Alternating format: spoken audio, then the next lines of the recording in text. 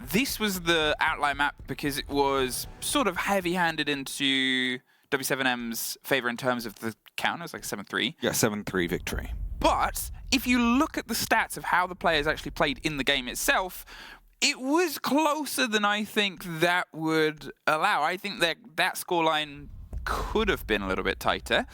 And it's not just the difference of, I think, Onigiri maybe starting slow, but there were players from W7M that weren't quite hitting the mark at that point. Yeah, and you know, those players are still here in the server. They want to make sure that they are playing better compared to the last time they played against each other, which, as you mentioned, was that quarterfinal in Berlin. And as we have the bans underway, we'll be talking about those shortly. It is going to be that rematch starting in the groups right away, a best of 3. And that's the first time this year that happens in groups. So that is going to be a completely new experience for these teams as well. Now, talking about the bans, Dokkaebi, of course, had received a buff like a while ago in the meantime already. That player is no longer being able to go on cameras as well. Ying taking out some of the fast-paced executions that could be coming through. Valkyrie is basically a no-brainer on a map like this. And Aruni might be to, well, allow them to open up a little bit quicker. Take away a bit of the protection that could come on castle barricades, for example, or bulletproof cameras. So we'll see how that plays. Okay, let's get this show on the road. Everybody, welcome, first of all, to SI. It is so cool to be back in Montreal, not just physically, but also excitingly. Yes. Back in the home of Siege, the heartland of Siege. You feel it. You feel it on the winds. You feel it on Parker's beard.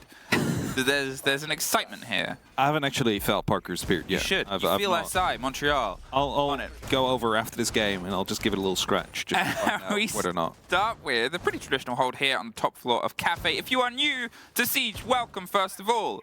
I like to do this. We start with a pitter-patter take. So, Cafe, this setup on the top floor bar, you're going to look at a lot of pressure here onto the top of Red. The castle on that door of Cigar with all of that shield, all of that utility is going to try and keep this player alive for as long as possible. They keep the pressure onto the top of the hatch and the rotation round onto Whiskey. There is a little bit of a fun. One thing to keep in mind, though, Emmy, is that these ADSs out there, they will catch grenades, they'll catch flashbangs, but they won't catch the incendiary bolts that Mark can bring on the Capitao. So they might still have an opportunity to just get rid of that player more quite easily without too much trouble and basically render that whole position useless.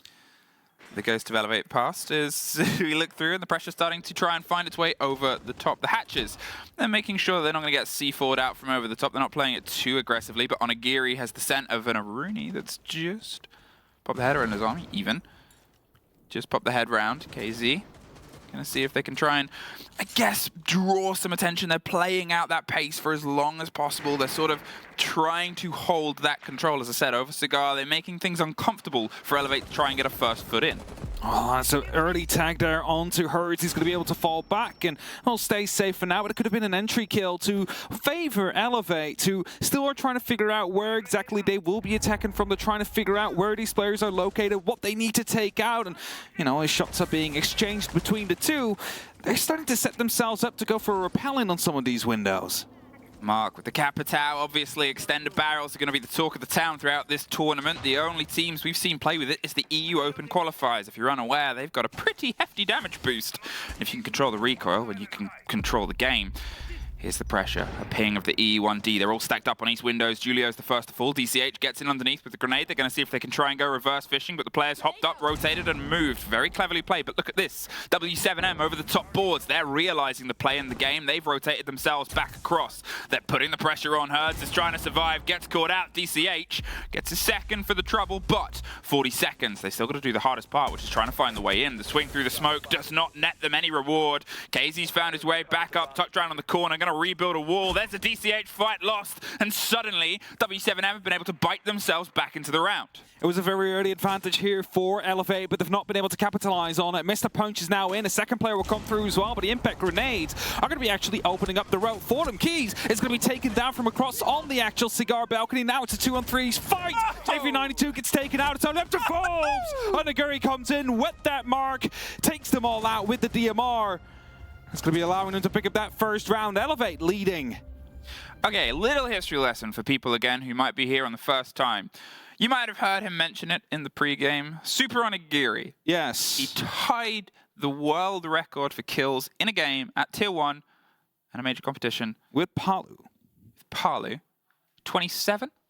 I was thinking of 27 as well, yeah. So 27. It's an amazing amount of kills. And what guns did he prefer to do his business? I mean, he basically used everything. He used pistols, he used assault rifles, SMGs, but a lot of the kills came down with something called Designated Marksman Rifle, DMR. Oh, he is so good with the DMR. If you want to learn how to play with a DMR, well, I'm sorry to say, you're probably not going to be as good as Super Onigiri, but nobody really is. The man, when he is on par, is exceptional. He was a little bit slow to warm up on this specific map in the showdown against W7M the last time they were around. He ended the series as being one of the top-rated players of all. I think he even ended He was a top-rated player of at least Elevate.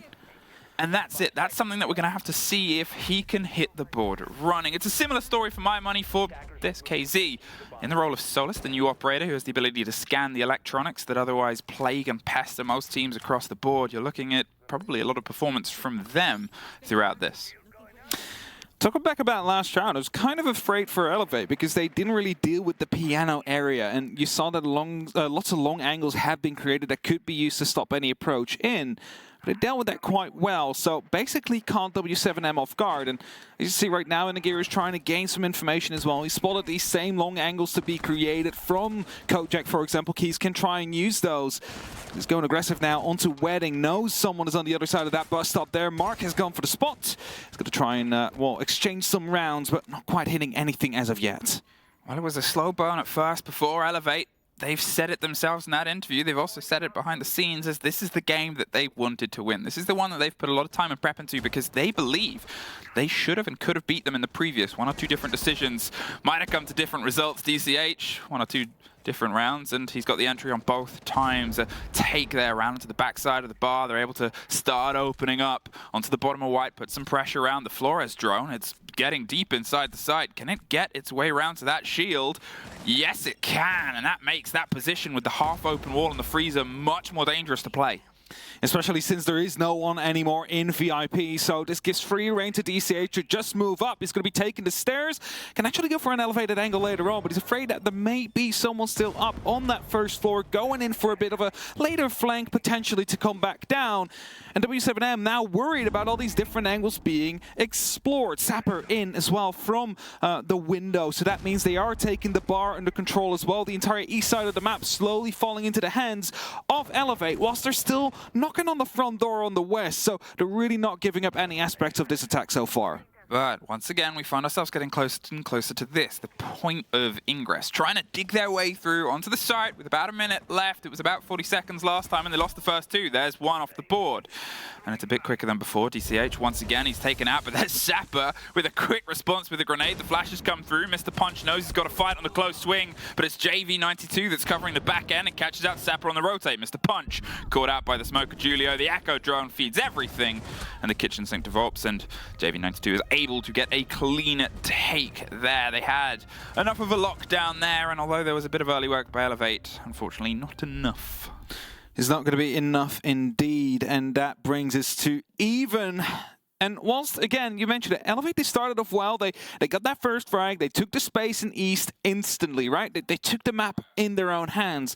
They then rotated around. Solas, Hertz managed to go on a rotate, managed to find that kill before instantly being traded out. But that's when they started losing that control. That's when not every angle was being checked as thoroughly as it might have had to be if they wanted to find that success.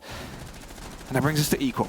But it is, if you're an attacking team, 2 rounds, you can be, well, I wouldn't say content yet, but you can be happy with that result. If you find 3, you're finding yourself in a good spot, especially as Elevate, you know, was only able to get 3 rounds the last time these two teams met. And there's a lot of potential that we're seeing from the roster so far. They're sharp at the start of these attacks. They need to make sure they convert these opening kills into bigger advantages, though.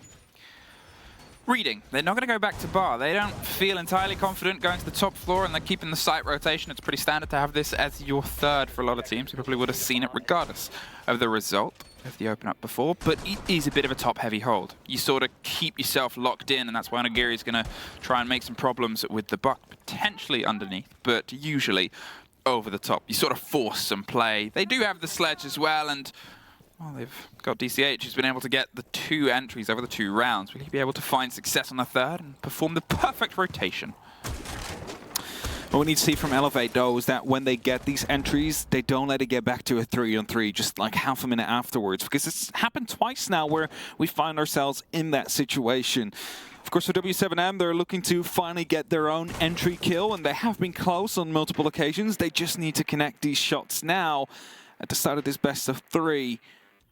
As pre-placed drones are out there. Oh, that's gonna be a free kill. Hurts using the Solace gadget to find out where DCH was droning from, and that's the entry kill that we're looking for. Hey, there's Solace. There's a quick introduction as to what they can do, and they do it pretty well. The ability to see anybody that's actively utilizing their intel, you can ping it to tell everybody, or you can just do that. Work on the back of it with a pretty big range, to be fair. And it's caused for this the first problem on the entrance. Herds, they're still dug around Trainer on the back end. Onigiri wants to try and put some pressure in. Pre-fire some angles, hoping to get a catch on a player, but nothing is rewarded. We'll give the game away that they're in a bit of control. There's the ping on the player inside Pillars. They don't quite have the full reveal, but look at this. The kit's trying to dig its way across the side from Cigar. They are quite isolated. Sapper's on the top, but without any true read on that eastern front, they don't quite have the control of the space. And they need to try and force an opening here, and as JV92 is looking to go aggressive onto that front door, the true movements of Elevator happening up on that top floor, with Onigiri still trying to challenge the engine room. Impacts in hand. Pings coming through, they're hoping to find a connection. Case will be dropping down, and that means there's only 1 player left up top from W7M. They'll actually drop down as well, so the top floor completely given into the hands of Elevate. What can you find here as once again we pass this moment, Elevate. We find ourselves ticking and ticking further away on the clock, and time was actually one of the reasons you lost the rounds before. It was a bit of a stress on your previous run here on Cafe. There's a fight that just slips through fingers of both of them, but KZ has a lot less health to take it. They're still tucked around and ready to rock and roll. They seem like they might want to try and get a little bit aggressive underneath the red stairs. They're ready for the fight, but not that ready. Onigiri able to swing down, take the engagement. Mark, he's trying to put a pressure down. He gets the quad wall popped open slightly, but round Pillars and Sapper finds KZ. JV92, he's looking to just make sure that Onigiri can't swing their way in. 15 seconds. They're going to have to go for a big rotate. Volps locks the door, shuts down Mark, gets a lot of damage to the necks, but it's Mr. Punch and Sapper to find 1 apiece, leaving just JV92. They know where he is, and Elevate, par for the course. I was going to say, JV92 is truly going to be that problematic player out there, because he was stopping them from walking in the reading door, and that basically just fed them into that English shotgun, hammering down at them, but eventually still able to lock it off, to still bring the round towards them. And I'm not quite sure if that's due to the fact that W7M, they abandoned that top floor at some point whilst they had the number advantage, might not have had to. And after that, you know, the verticality comes in. Suddenly the side is no longer safe to play. There's only going to be so many options and corners you can hide in, waiting for the attackers to come around the corner. And Elevate, they utilize that perfectly. Find themselves back in the lead after a bit of a slip-up in round 2, because they could have won that one as well. And now back to the top floor we go. So we've been talking history. Yes, we've been doing some education. It's SI. It's SI. It's the culmination of a year's worth of Siege. Many years for these players if it's their first time, but a year's worth of Siege. One of the things that really worries me about this showdown, and almost even shook the APAC Southcasters copium, is the fact that Clubhouse is the second map in this best of 3. If W7M win Cafe, they're going to win Clubhouse. I would tend to agree with you. If they take this one, then Clubhouse should be able to be won by them as well, unless Elevate have something magical up their sleeves that they will bring out. It's not just it's beyond magical, because teams have hidden maps before. Elevate, it's their permaban map. Yeah. They haven't played it, as they said on the desk, for 10 months. It's their most banned map. W7M, they've only ever really been beaten by one team over the past year on it, roughly. Hyperbole, but it's about that time, and it was BDS, people who are often considered the best Clubhouse team in the world. Yeah, so over the last year, Clubhouse W7M? Yep. So I got 3 losses against Liquid and 1 against Dark Zero. What? Yeah, that's over the last 12 months. Wow. Yeah. So that does look very well. Correct. That's 17 plays, 4 times lost, and basically all against. I said it was hyperbole. Yeah. So that way, Elevate, they really need to make sure they take this one to force a map number 3 at least, and maybe give themselves an opportunity to even get an extra win in. Either way. The top is slowly being approached here by Elevate. See some explosions going off, some drones making some preparative work to be done. Explosions are being put down underneath the players of W7M, but no kill, no damage yet on the board, and 90 seconds left in this round to make something happen. Ilya ready with a C4, potentially for a repel in. Or anybody pushing that wide hallway. PC Edge on the flank watching. For now, Elevate still holding tight, holding steadily. This time, Piano actually taken under control, something they weren't able to do the last time around. A minute 10 left on the clock. They really need to make a move now on Elevate's side, because otherwise they're just going to be running into a full side of W7M players.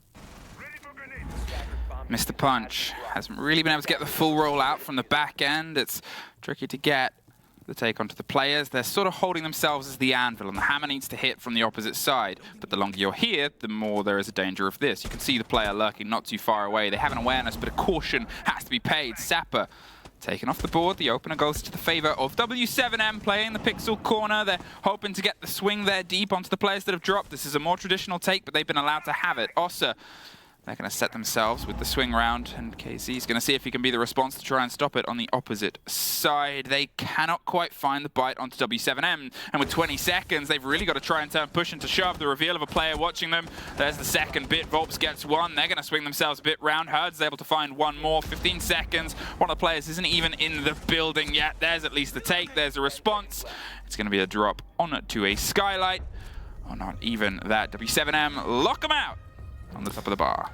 Well, let's go for like a plan behind the Ossa shield, not really working out. Player retaking Piano, basically locks that all off. So important movement from Keys coming through there. But again, I mentioned it like halfway through the round. Elevate, they have somewhat control of Piano. There's no active boots in the ground, but they're able to fire through. There's no one there challenging them. But besides that, what did they really have under control? They had the top of red, and they had the hatches open. That's it. They didn't have anything else. So they needed to go for a bit of a Hail Mary, repelling in, just pushing themselves through. There were no players that had been dislocated by use of utility like we saw in that first round they played. And that allowed W7M to just sit tight, hold steady, and make sure they lock in the round. Now, reading again on the board. Bakery should have been unlocked now, but they're not going to tend to go back there yet. So reading it will be the side Elevate was able to win before. And this is sort of a W7M mindset as well. They want to prove they can beat you everywhere, on any given side, on any given map, on any given time. This is a risk for me. This is the thing about W7M that I'm glad, because obviously one of the things that is a difference between the last time these two teams met is Julio. Julio was not on the roster. It was the previous IGL, GDN. And what Julio's added to this team is just a sense of calm, a sense of a little bit more calm. We saw it in Yon Shipping. We have seen a bit of the growth on the side of W7M where, you know, if you want to try and beat everybody on their best map, fine, but it's exhausting. And this is a marathon. You're playing a best-of-3 series every single day, and we see it from W7M. They start every tournament massive. They beat everybody. They almost beat everybody at 2 majors concurrently. There was only 2 maps that they dropped to non-Latin American teams. One of them was to Elevate, one of them was to Wolves across the time. And that's that sort of thing here, where you're looking at them now and sort of going, lads, you can pull a little bit more close to your chest. Bring it out on the bigger stage. I mean, they also pull that out of Onigiri's chest, take him off from the drop from the window. It's going to be a good entry here. They did manage to find the entry the last time as well. We went to reading. Back then, Elevate somehow able to basically slip themselves in after the top floor was given to them. So what I'm hoping to see is that W7M is not going to be abandoning this top floor as quickly. Actually put up a bit of a fight. You have them an advantage right now. Make sure you make them pay for trying to take it, because when they did, that's when the verticality came in. And as Mr. Punch now comes through as well, he's hoping to equalize the score, but JV92 in the way with a P90. Yeah, just in the right place there, JV92. They could get the rotate round to dig in on the corner and make sure that they could strike when the iron was hot and the time was correct. What can you do now, Elevate? It seems like W7M is starting to warm into this fight. They're more than happy to greet you face first. That grenade over the top and the bullets follow up. He gets downed and dropped by the second, but it's a 2 versus 4. They still have the ability to try and hold themselves in. How can you sort of pinch and pull the players away? And how can you do it when you're the only one left? Caught out from the long angle. As you said before, the last time we were here, they gave up the top floor. This time, they barely let any of it slip away. That's what I said. Like, you just need to hold on to it because it is expensive to get in. The swings are very risky, and it leaves it only up to Sapper now. It's going in vertically, horizontally. We'll find one. Wallbangs a second. Suddenly, this is very doable. We went from a 4v1 to a 1v2 in only, well, 10 seconds time. And now the last remaining players are going to try and collapse around his position. He gets some pings. He knows what one of these players is. All he needs to do is find another wallbang as he's coming around the corner. Is he aware of the situation and the position of Fulps on the Wamai? Because then it will be a one-on-one with 15 seconds. Opens up the door, knows where the player is right now. He needs to swing in. A grenade gets pulled out to dislocate him. He's going to find that shot as well. 10 seconds left on the clock. A grenade gets tossed in wildly, but that's not going to be finding anybody. He's hurting side to side with a shotgun, swinging out for the final kill, bringing W7M the round, but that got way too close for comfort. I think that was it as well there, and you can sort of see they're like, okay, you know, they had the hot pings, they knew when the player was coming around the corner. They could have just tucked tail and hidden away there at the end, and yes, they would have been able to win it out as well. The goo mines were in foot. It was not an impossible task, but it was close to, and it would have had to be a 4K clutch. Elevate have taken their time out. They're going to slow the pace. They're going to try and bring themselves back round here. They're sort of letting things slip away from them. They're letting W7M have some momentum and stopping that. And that's the sort of trade-off that we saw, because at the start of the game, it was back and forth. It was quite bloody. The game opened on a 3K from the push from Onigiri there. And ever since then, it seems like, as we said, W7M have had a bit more awareness of what's coming through against them. Yeah, they definitely had the awareness of what's been happening. Just a little slip up on the reading, and every other thing they've been able to hold on to quite well. And we're headed back towards the kitchen. Sign to Elevate was not able to win on the second round. Even though they did get an entry, and then they did get the trade right after they lost it, and, you know, they were in the advantage, but they just forgot to check all the angles and basically found themselves outmanned, outgunned in the end. This might turn out to be you know, about to say it. You see a blitz, you wait for it to get locked in. Obviously, if you're unaware and you're sort of coming from more of a capture viewpoint, you can repick attackers up to a certain point before you'll hear a cool audio pulse. It's a couple of seconds. Yeah. So they might not stick it. You can obviously see 2 have already changed. The Iana to the Iana. Huge change. That's a huge change. Huge change. Nomad to the Capitao. It could be something fast and dangerous. Onigiri, I'm not going to say they're known for being a blitz main, but they're known for being good with the gun. Oh, there it is! Last second, 2 Last second. This is why. This is why you talk about this. What I will talk about as well is Solus. So far, I mean, it's been a roaring success here for W7M. There's definitely been a lot of information that's been gathered, and of course we basically only really saw the 1 kill on the ECH on the window, but besides that, been spotting out drones, been figuring out where the attack has been coming from, has been finding out where players are as well, generally. But this is a very quick entry, by the way, from the Monty. Already inside, the door opened up. They could go for a very quick plant attempt here, because who's there? There's only 2 players actually in the side. The other 2 are going to be playing from above, using the verticality, and that's going to be the main issue here for Elevate. They need to circumvent that. And you do that either by opening up the wall, or by sending someone up to the top floor to try and deal with them. Either of those 2 things need to happen before they can actually get a plan down. Yeah, if you ever wondered why you always see teams sort of go for that pitter-patter at the top, it's because of that. Those angles, those openers means that the hard push will generally just fail. They have a full watch. It's tricky to get the angle first. They're going for some long-range destruction onto that bulletproof. The couple of frost mats just tucked over is quite clever, but I think the edge of a mute jammer just caught that one. So the Monty steps in, can call everything that they see is just passing over the intel of the players above. They're still opening up the angles, and until they're pressured, they're free to do as they like. Still the top floor. You see some barricades being tossed up here to provide some extra security. Now players of Elevate are starting to deal with that by opening up the windows from the outside on that balcony. You see Mark repelled up there on the back. You see DCH ready to ascend the stairs to combine and, well, basically pinch them together so the Monty can start to walk in, so the Monty can actually try and get that plan down, because those two players up on the top floor, that is all that is holding W7M in a safe space right now. That's stopping Elevate from moving in. They still have the long angle on the back of the heavy train machinery. They've still got the watch there, and they need something to happen here. Elevate, they're still prepping up and setting up. What are you trying to find on the top there? Nothing.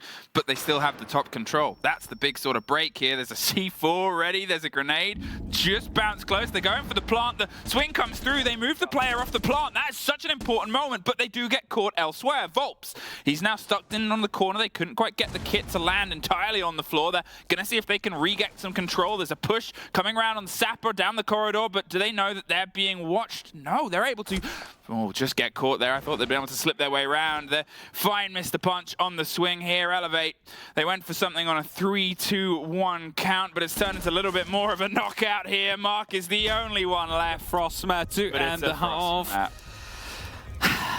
It's unfortunate. I mean, the thing is, Elevate did what they needed to do there. They had the player up on the top floor. They stopped those players out there, but the lack of insight of the fact that someone was still in coat, no one able to deal with that. That's your Monty taken out. That's the diffuser suddenly dropped, and everything just went kind of south from that point onwards.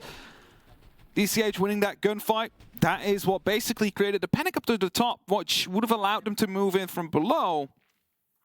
But again, Kojak being the decisive factor there. And Elevate not being aware of it. There was a big moment there, which we just got a replay of. Yes. Which was that the other player on the second story did not budge when the pressure came through. Volps, they were able to lock down, get that shotgun kill, stop the kit going down, and stop that play. They sort of hoped that they could get it based on the width of the swing there as well. The grenade was for the sudden idea. They wanted to shake the sort of metal of anybody that was up there. Luckily, the one who needed to be there for W7M did not move, and now they have this, a 2-round advantage. Onto their attacks, onto Cafe. It can sort of, wind its way back and forth, but Elevate, they've slowed down a little, and that's a bit of a worry. Also, the last 4 opening kills all have gone in favor of W7M. Only one of them they haven't been able to convert. Oh, that's that. And as to talk about it, it's just Onigiri going out from a window, deciding to take down Hertz, bringing it back into Elevate's court. And that is going to be their entry kill that they would love to convert into a round to at least have those 3 rounds on the board, which was also the most they got in the last time they met on Cafe. So Mr. Punch active below as well in the garage, hoping to go for someone on the repellent south, but there's no one there really, so as soon as he will find out, he'll probably will go back up to the side and start playing it that way. W7M, they're just playing that drone game. They're just trying to figure out where these players are, where Elevate is set up. There's cameras, there's shields all set up. They need to deal with that. They cannot just jump in. Look at this from DCH. He's sort of waiting and hoping for a fight. They have his army barricade. You'll see a lot of her played, and you might see a lot of her banned throughout this tournament. The Architect allows teams to really redevelop holes and sites, and you wouldn't be able to play that with that much aggression, but it buys some space to swing around. Volps, he's still trying to get his route through. They got that bulletproof, and now they got themselves inside. Cigar on the opposite side of a shield puts the pressure onto DCH, tries to swing into the next, but they know that they're just tucked around a little bit too deep to make the risk worth it. A minute 20 though, and a rotate round on the back. Doesn't get the connection, no! Mr. Punch got Volps within an inch of death, but unfortunately could not quite get it. And that is a great response. Would have been a massive kill as well, because that would have been the pressure of Red gone off the board, and now it is going to be a 4-on-4 straight-up gunfight for this last minute onwards. There's players rotating down below on that first floor. You see Volps just making his way through, probably going to be using his breaching charges to try and dislocate these players right behind these tables. And as Onigiri goes a bit aggressive, he knows one is going to be on that window. Is he actually going to fight for it, or is he going to sit tight? He's trying to do something based around the player underneath him. He's looking to survive. DCH is able to buy them a second of safety, 40 seconds, and Volps is back on top of red, slow creeping their way up. There's a player tucked onto the shield. They heard the ping. They take the fight. And thankfully, they were quite injured from before. Julio, he's going to put down the smokes and the pressure over the top. 30 seconds. Wants to see if they can try and rock the player that's tucked in. DCH is still watching, but there goes Julio. There leaves just JV92. Has to recollect the kit. And well, if I said Elevate seemed like they'd lost a bit of confidence here. The swings and responses have been much better. There's a take, then there's one. Mark, with a gun that doesn't really see the biggest stretch. No, the currencies doesn't really... No, it is a hipfire headshot. This whole posse goes pro. A drop shot. Yeah, no. Fire headshot with a Keratos. All we can say is well played. That's purely skill there, no luck involved. If you got that on a bingo card, I would say it was rigged. On a fresh bingo. Yeah, the fresh bingo card. Keratos drop shot headshot. Oh well. As Elevate, they instantly bounce back. They brought the fight outwards. They wanted to fight them on those windows, not really give them an opportunity to go inside properly. And this is a tactic that we have seen on this specific map. I believe it was SI 2021 in Paris by fellow APAC team, bringing it against BDS and Empire named KAG. Worked quite well for them. Didn't eventually win it, but if you go for those spawn peaks, if you just keep them at the windows, there's not really much they can do from that top floor. And that's why Elevate kind of pulled out of the books here and managed to find himself an extra round. Putting them on 3. Still a way to go to the win. Still 1 away from tying it up. Is that a Grim? That is a Grim. Oh, come on, stick the Grim. Stick the Grim. It seemed... We got a Grim! Okay, well... That is not the most common thing. One of the things that's changed it is the fact that extended barrel. We talked about it a little bit before. Hey, Hap, how much more damage does that give you? I believe that gives you a certain modifier of 15% extra damage per shot. Wow. And you're putting that in a fast operator. You're putting the pressure down. Not enough. Oh, no! Please survive. I want the Grim to get 1 kill and fire some bees. They're aware. I want some bees! Oh, they're hoping somebody comes. They've got him as bait at the minute. Yeah, they're definitely baiting this. There's the pickup. I really want a bee kill. Start firing DCH. No! Oh, he's getting out of there. He thinks maybe his goose was a little bit cooked and he's pulled back. Okay, as we were saying, the extended barrel, it's going to bring him a little bit more into the play. He's not going to be common, but he is going to be more common than the 0 that he was played before. I mean, 1 is more than 0. That you are 100% correct. Unless he's played in the other game, I think this is the first major appearance. Would dare to do to say that it hasn't been played yet so far. So this could very well be the first Grim play, and almost instantly got spawn peaked. So far going quite well. Herds was as well. It's worth saying. Onigiri, in the excitement of Grim, Herds was caught out once again by Onigiri, peering out of a window and taking the head off of a player. If you're talking aggression, Elevator bringing it. Yeah, this is what I was saying, right? It works quite well keeping them outside of the building, because as soon as they get in, they can start doing this. Get these grenades close around the corner. That one just got caught off by the wall there. Not dealing too much damage, but Elevate still have the entry. That is what they're working with here, and 80 seconds left on the clock. A lot of verticality is starting to come through from W7M, but it's going to be enough to truly stop them as they go through. Now, that's the first bee. He's going to be keeping DCH stuck in place. He cannot move or he will be spotted. But they might have actually thought that it's going to be clear now because the bees are out there, not realizing that DCH is just in the corner where the bees can't reach. Oh, rebuilding the roof, but KZ doesn't care. I'm going to say that's the first confirmed kill of Grim ever. It's not, but it's definitely a start.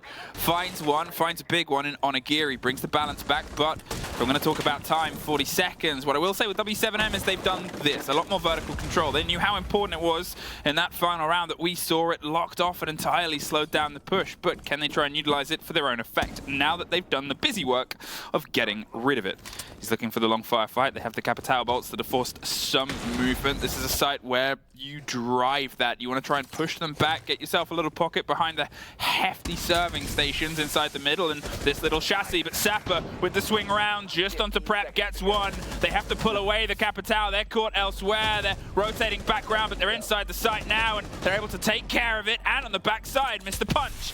He's in a close consideration here. Gets one. They're waiting for the timer to tick. They're looking for the planter. They know where it is. They're all out of time. JV wins one. Looks for the second. The kick goes down. Just misses out. JV does It's not, though! You might have heard the screams there from W7M because that was a very close round. The initial almost double spawn peak kill came through. Then you have the ring around the Rosie with the smoke stopping the defuse for the first attempt. And then they still managed to clutch it out in the end. W7M, well done there. Muscled themselves through. As you see it in the replay. Massive from JV92 taking down the first. And unfortunate. Closer in the smoke than he might have thought on the side of Elevate. Otherwise, that could have been the end there.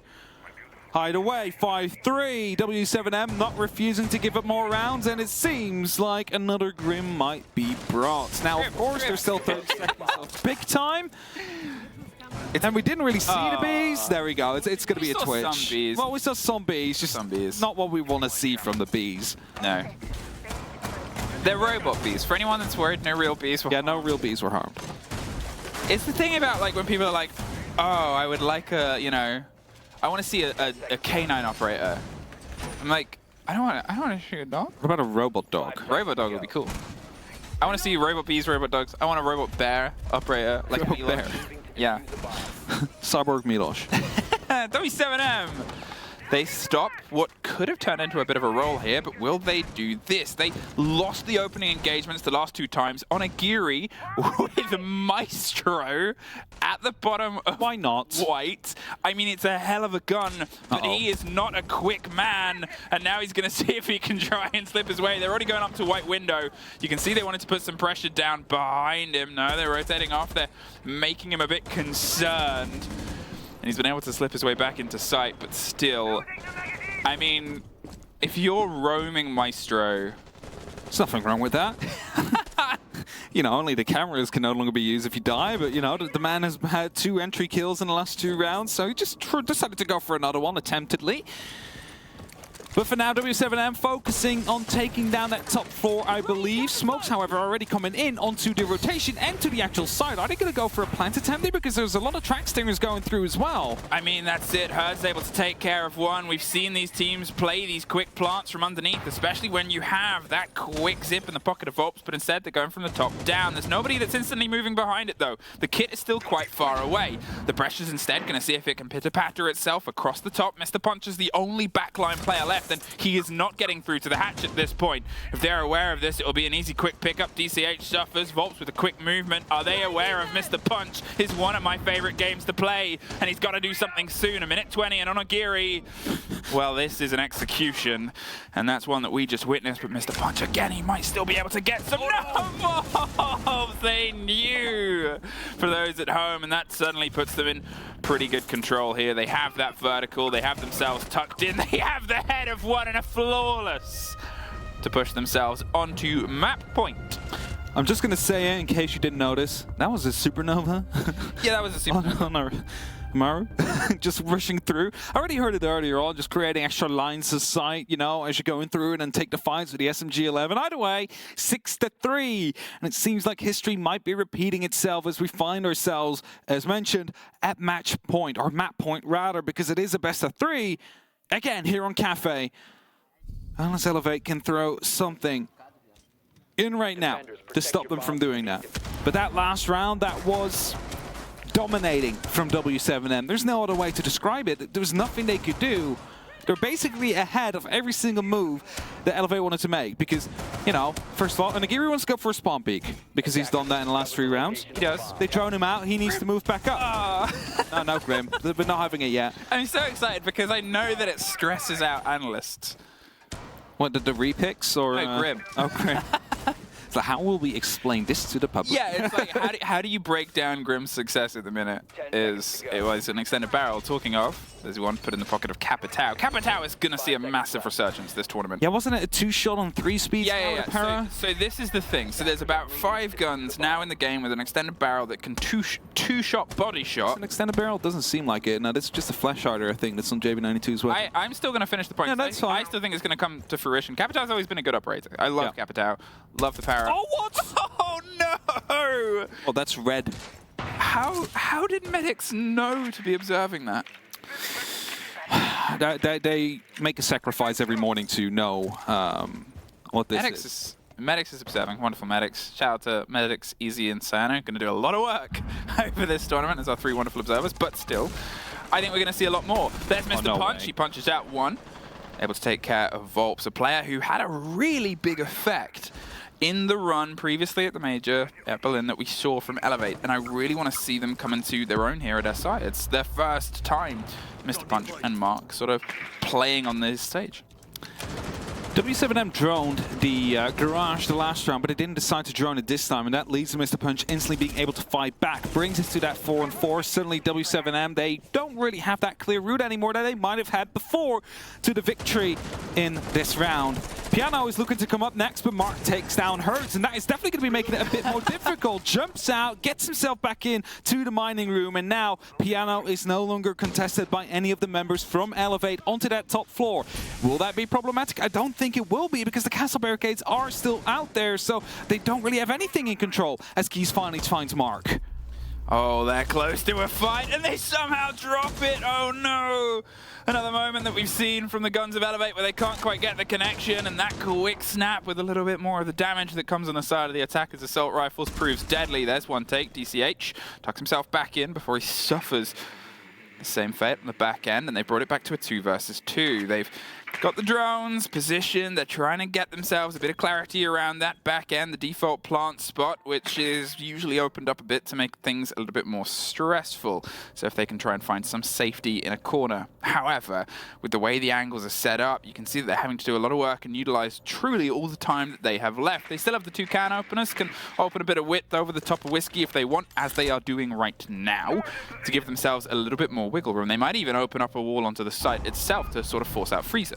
They have just seen that rotation back into the freezer of Mr. Punch due to that pre-placed drone. So JV92 is looking to try and find that response. 25 seconds. Julio gets taken down. It's only up to JV92 now. He's low on HP. He can lock this off if he finds those 2 shots in quick succession. Fire goes through, forces DCH off, but it's not quite going to be the kill yet as Mr. Punch swings by, finds that kill, and brings it to 6-4. They are not done yet. 2 more rounds, and they've done one better than they did last time they were here. They've got to try and get their heads screwed on, as they said in their interview, and as I said before from the quotes, this was the game that they wanted to win. They wanted to prove that they could beat them. Apparently after the last one, they spent a few days, as I think anyone would have been, like, could have done this, should have done this. Not many teams, not many players get the opportunity to sort of have those second matchups. Yep. This is the chance, this is the time, and this is the opportunity indeed to go for that, well, revenge match coming through. 6-4. 2 more rounds that Elevate need to close if they want to be going to overtime in this first map to see if they can be victorious here. You can see some of the Goyo Vulcan pockets to be placed already, maybe to stop a bit of a quick push from W7M through that bakery. It's been placed on that barricade, so we'll instantly catch fire as soon as that breaks. And that's actually, I'm just going to loop this back to round 9. No, round 8, when they played Bakery as well. When they attacked through prep, there was a Vulcan canister on the freezer. It's there this time again. It has been placed. You see it. There you go. It's been portrayed now on that little freezer just thing. above the left. But they didn't shoot it. They didn't shoot it, even though 2 players were in there. They were playing Ring Around the Rosie. And that might have allowed W7M to lock out that round in that matter. I think one of the things there as well is if they would have, they might have got the kill. It came down to a huge clutch from JV92 because of the position they had. He was on the sort of, you know, just the bottom of red stairs, had the angles via the side of coat. He was looking in. He was kind of the lifeline of that entire round. He's been a big lifeline throughout most of this game. He keeps having these big kill moments. He's not the highest KD, but at that point it doesn't really matter if your impact is the one that defines the round wins. The quick drop of Herds on the Iana, going for the clarity over the top here. It's a pitter-patter rainfall approach. This is the default take. You sort of clear your way down, lock off some ideas of where the players are, and then get vertical control. That's it, right? You wanna make sure you get as much ground as early on as possible, especially when you're attacking this bottom floor. Verticality is crucial, but if you look at that little light out there, there is a bleeping C4. Cheeky pre-place. A little bit of a pre-placed explosive that they are waiting to blow up as soon as they hear the noise. And there is definitely players close by, but the cue they're waiting for is going to be the start of verticality. And that is a sledgehammer. And guess who that is? it is going to be Sledge. If he starts opening up, that might be an instant kill coming through.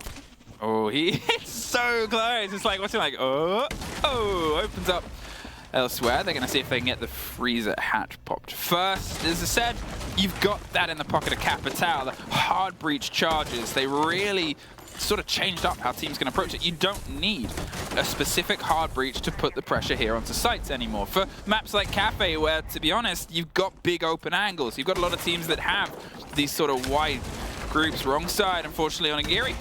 And the pop doesn't come through. Oh, but that does. That's the fire that takes care of Sapper. It's very painful having your own utility used against you there. Sapper loses his life, 50 seconds left, but a trade comes through and Mark instantly decided to rotate back up. They want to retake that ground. Herds is ready though. He's wanting to take that fight and find a trade, but Mark falls off. He's very wise in doing so because they need to drop that hatch at some point, and if he stays put there, he's going to be a constant threat for the remainder of this round. That's it. You're looking at 30 seconds. At one point, they've just got to make a decision and try and roll with it, and they have to get this player out first. There's the pings in the pre-fire, and Hertz takes a head off of Mark. They have control of Brown Stairs as well. They've got themselves stacked up for a Freezer side take. The fight slips their way just past the Azamia. Bulletproof is getting the big reveal, and now they pull back 15 seconds, and they catch them on the rotate back through onto site. They've got to see if they can get this kit down, and the kit gets dropped right on the face of the door itself. They're pushing in. Hertz is able to get one more. It's just on Agiri, but it's an ace to wrap up this first map and do the dance. You've earned it. Because that is a 7-4, and that is the first map score we have for SI 2023. And it's a favorite team getting a win. It definitely is, and that means we've had, well, a very impressive closure to that round two, this first map, with that ace coming through. Again, W7M basically being aware of what is happening, finding themselves in a superior and outgunning position, and closing out that game. But this is only map one. We are playing best of threes during the 6th Invitational, unlike any of the other majors, so there's still plenty to go. We'll go to a quick break before we're back with a breakdown and the next map.